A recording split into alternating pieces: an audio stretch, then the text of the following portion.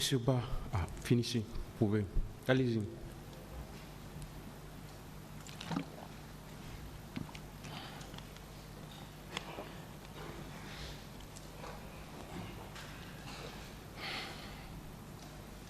De quoi vous avez effectivement été victime? Bon, vous savez, la notion de victime, personnellement, je considère que nous avons assumé notre devoir vis-à-vis de notre pays et comme l'histoire est tragique, il y a le prix à payer pour la liberté, pour la démocratie et les personnes qui sont... Bon, je veux dire de quoi, qu'est-ce que vous avez subi? Bon, j'ai subi des coups, j'ai été blessé. Pour l'essentiel, c'est ce que j'ai subi à titre personnel. Est-ce que ce jour, vous avez pu identifier certains agents des forces de l'ordre ou bien des militaires? Bon, de manière explicite, je ne peux pas les identifier. Les seules personnes que je peux identifier, puisque c'était clair et net, c'est le commandant Toumba Diakité, lorsqu'il a donné des instructions que les leaders descendent et qu'il les a pris en charge pour les faire sortir, et que le second qui nous a pris en charge, c'est le colonel Tiboro Camara. Les deux militaires de la clinique Ambroise, est-ce que vous avez pu les identifier? Bon, je ne les connais pas, j'ai vu, c'était la première fois que je les voyais, mais je ne peux pas être explicite. Ministère public.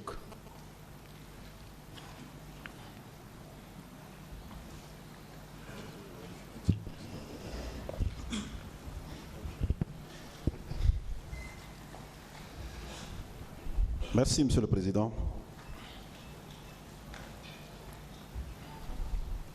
Monsieur Baouri, veuillez nous rappeler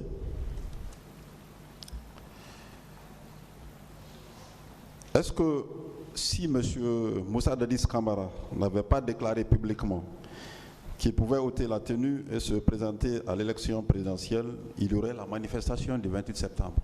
Je pense que cette déclaration a été le facteur déclencheur. Et si le processus était allé conformément aux déclarations et aux engagements de départ, je ne pense pas qu'on aurait connu la journée du 28 septembre 2009 comme une tragédie. Merci. N'est-ce pas les propos de M. Moussa Keita, comme quoi Dadis ou la mort, alors qu'il occupait à l'époque une fonction importante au sein du CNDD, et le meeting du palais organisé par le CNDD en présence du président Ouad pour faire savoir à l'opinion internationale qu'il bénéficiait d'une popularité en République de Guinée. N'est-ce pas ces événements qui ont fait déborder le vase? Cela a accéléré le processus pour nous obliger les forces vives à penser à l'organisation de la manifestation. Merci.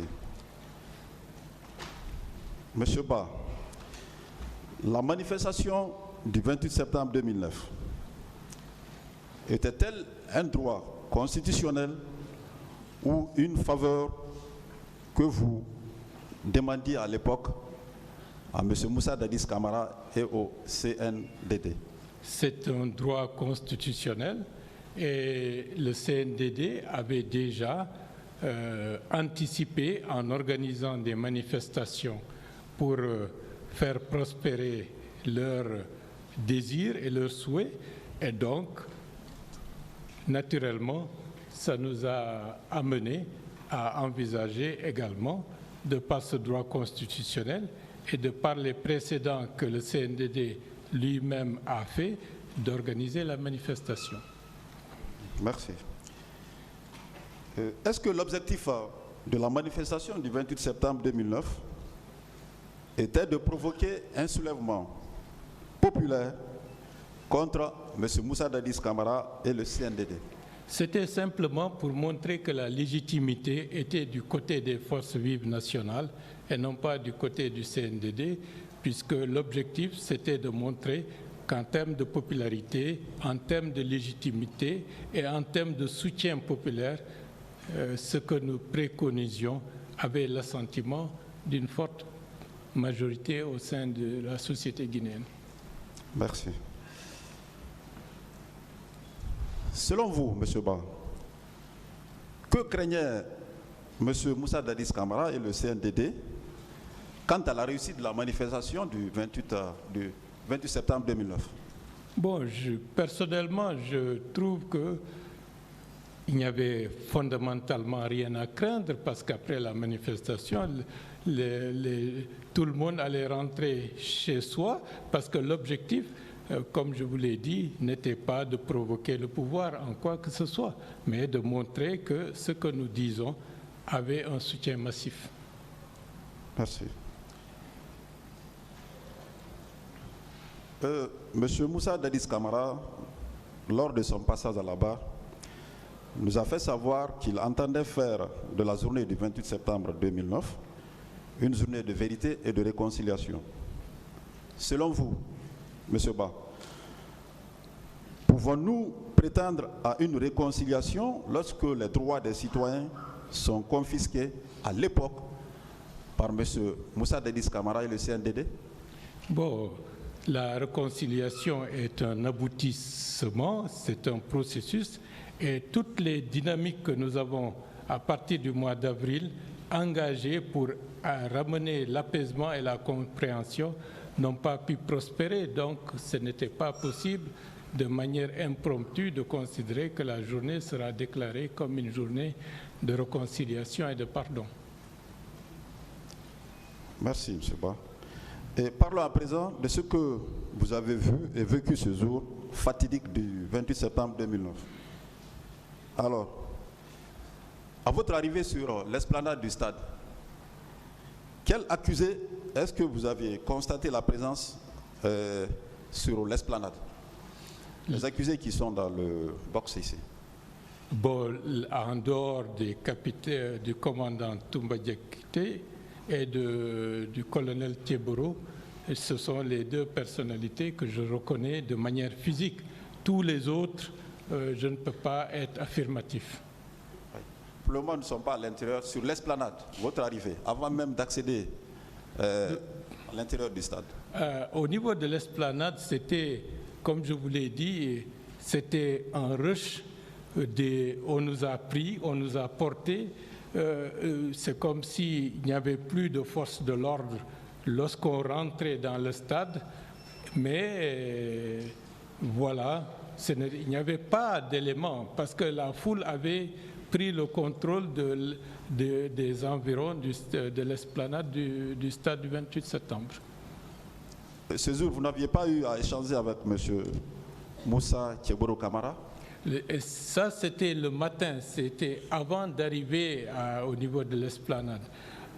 Il nous a bloqué le passage et des pourparlers ont commencé pendant un certain temps et nous avons fait durer ces pourparlers le temps que ceux qui venaient principalement de Ratoma puissent arriver. Donc, c'est à ce moment-là que, de manière en dehors du stade, que nous avons eu à rencontrer, à parler avec le colonel Thieboro, qui demandait il faut surseoir à cette manifestation.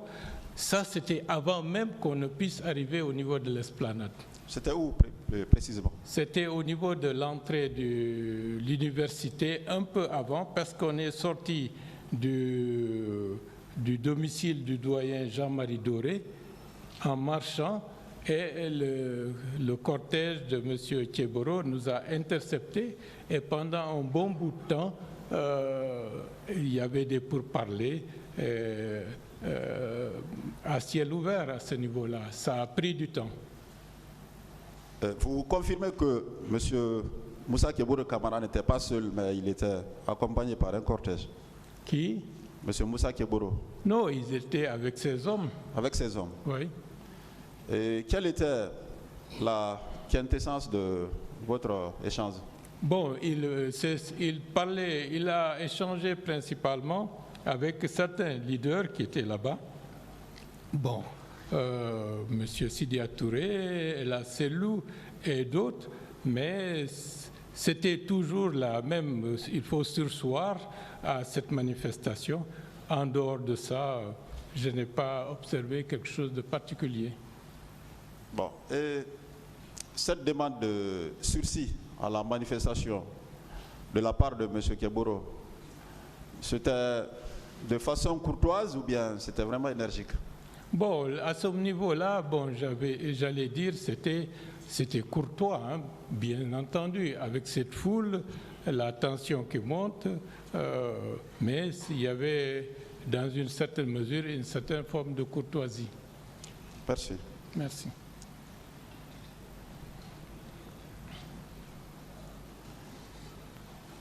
Vous confirmez que ce sont les bérets rouges qui ont tiré à bout portant sur les manifestants? Bon, là, je ne peux pas être formel, puisque nous, je n'avais plus la notion du temps. On est resté combien de temps de la pelouse à la sortie? Je ne peux pas dire si on a fait 10 minutes, 15 minutes. Et dans les circonstances du moment, mon esprit n'était pas à voir ce qui se passait autour de moi. C'était comment faire pour nous sauver et porter El Selou hors de cette enceinte. C'était ça. Donc c'était le reste, c'est comme s'il y avait un voile noir. C'était pas le moment de regarder autour de soi, c'était se concentrer sur soi, sur le petit monde qui était autour de moi pour que nous puissions trouver une issue. Et grâce à Dieu, c'est à ce moment-là que le colonel Kebouro s'est présenté. Merci. Je veux parler du début, le tout début. Du tout début, voilà. Au niveau de là où on était, on a entendu des détonations, il y a eu des tirs, il y a eu des grenades lacrymogènes, mais de par notre position, on faisait face à l'est et la configuration du stade ne nous permettait pas de savoir qu'est-ce qu'il y avait derrière les gradins, que se passait-il. On voyait simplement les gens fuir, donc ce n'était pas évident de dire exactement ce qui se passait, puisque je n'ai pas vu ça de mes propres yeux. Merci, M. Ba. Merci. De l'autre côté, ils ont tenté de remettre en cause la crédibilité du témoignage de la partie civile, Mme Fatoumata Bari. Mais dites-nous, M. Ba, que s'est-il passé lorsque le garde du corps de M. Selouda Lendialo a voulu se saisir de l'arme qui traînait par terre? Je lui ai dit de laisser tomber le fusil, parce que j'avais senti que c'était un danger de l'avoir. Et c'était nos vies qui étaient en jeu. Donc je lui ai dit de laisser tomber le fusil et il a obtempéré. Je ne pensais pas que Fatoumata Bari avait été présente à côté, puisque tout ce qu'il y avait autour de moi, c'est comme si, comme je vous l'ai dit tout à l'heure, j'étais concentré focus sur 2 ou 3 personnes. Le reste, c'est comme si c'était le vide complet. Effectivement, Mme Fatoumata Bari a déclaré la même chose à cette barre. Oui. Sur ce, est-ce que cela ne confirme pas la présence effective de Mme Fatoumata Bari au stade du 28 septembre à ce jour? Je sais qu'elle y était.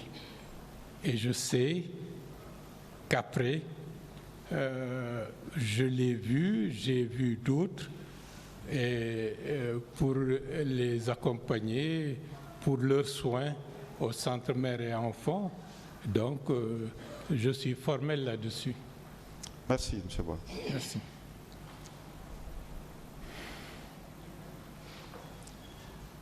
Qui vous a intimé ce jour de descendre sur la pelouse? C'était la première fois que je voyais le commandant Diakité. Donc c'est lui qui a intimé à tous les responsables de descendre sur la pelouse. Mais dans ce brouhaha, on ne savait pas qui était venu pour nous arrêter, pour nous protéger, pour nous sauver. Tout ça, on n'en savait rien. Personnellement, je n'en savais rien. Tout simplement, il y a eu un ordre et on s'est mis à descendre. Entre-temps, certains ont été agressés et ils essayaient de se débattre. Voilà comment les choses se sont passées. Alors, lorsque vous étiez descendu, est-ce que vous aviez, sur le coup, est-ce que vous aviez essuyé des coups de la part de M. Aboubakar Sidiki Diakité d'Itumba ou son entourage?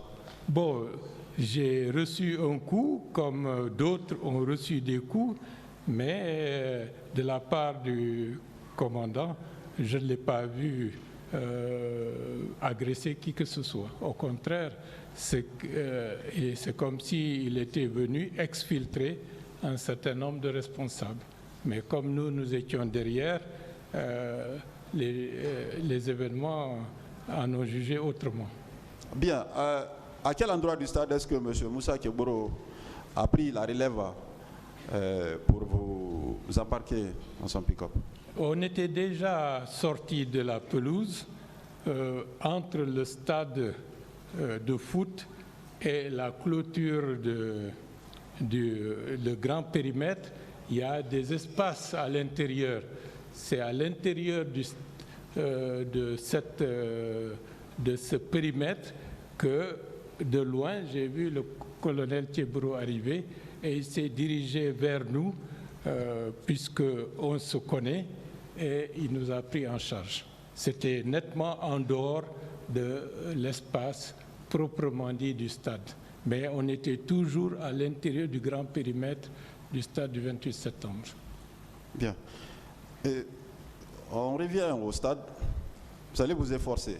Est-ce qu'à part les militaires, vous aviez vu ce jour des hommes habillés en civil qui portaient des armes blanches ou des armes automatiques? Bon, ceux qui nous ont poursuivis de la pelouse jusqu'à l'arrivée du colonel Thiebro n'étaient pas vraiment des militaires. C'était comme si ils avaient des tenues qui n'étaient pas du tout en conformité avec les tenues militaires proprement dites. Mais bon, ils faisaient comme s'ils étaient des militaires. Bien. Vous avez déclaré aussi que vous aviez remarqué la présence de 2 jeunes qui portaient des masques. Et en fait, les masques, à ce moment-là, c'était calme, il n'y avait pas d'inquiétude, mais je les ai vus avec un masque de fer qu'il avait à ses mains. Je me suis dit, et ils étaient tout au fond les dernières rangées en hauteur. Ça m'a interloqué. Qu'est-ce qu'il faisait avec ça? Cela ne confirme-t-il pas les conclusions de la commission d'enquête internationale quant à l'infiltration des manifestants par d'autres personnes?